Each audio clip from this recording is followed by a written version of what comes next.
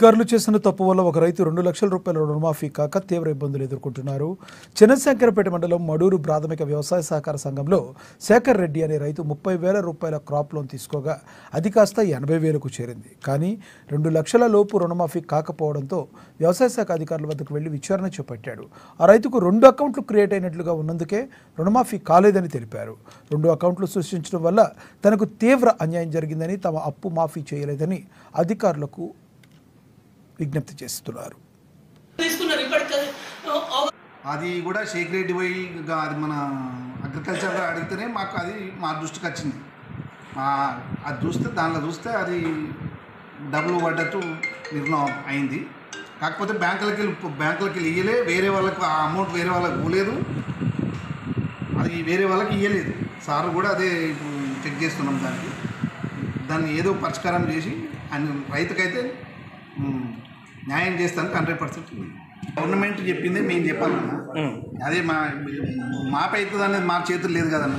30,000 తీసుకున్నాక మళ్ళీ తర్వాత 50,000 చేసి అది మొత్తం 80,000 అయింది.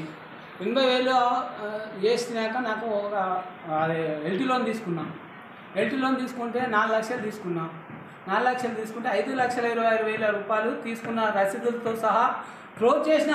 డిస్మెంటల్ 6 నెలల ముందు క్లోజ్ చేసిన. 6 నెలల ముందు క్లోజ్ చేసిన. మళ్ళీ ఈ 2 లక్షల రూపాయలు నాకు మొన్న దాకా కూడా రుణమాఫీ, మొన్న ఈ రేవంత్ రెడ్డి రుణమాఫీ చేసేదాకా నాకు తెలియదు. ఈ 2 లక్షలు ఇట్లనే ఉన్నాయి, ఫేక్ అకౌంట్ చేసి అది చేసిరని. ఆయన ఏమన్నా అంటే మీది లేదు, ఎక్కువ ఉన్నది అని కృష్ణ అన్నాడు. 1,00,000 రూపాయలు చిల్లర ఉంది, మీది ఇప్పుడు కాదు, 2 లక్షలు అయినప్పుడే అవుతుంది మీది అని చెప్తే ఏమైంది, సరే కాదేమో 1 లక్ష చిల్లర ఇది మిత్తికి విత్తేసిరేమో అని నేను సబ్జెక్ట్ ఒప్పుకున్నా. 2 లక్షల రుణమాఫీ అయినాక ఏం చేసినా ఎందుకు కాలేదు సార్, ఎందుకు కాలేదు అని చూసేవారికల్లా ఏమో ఇది రాలేదు అని అన్నారు.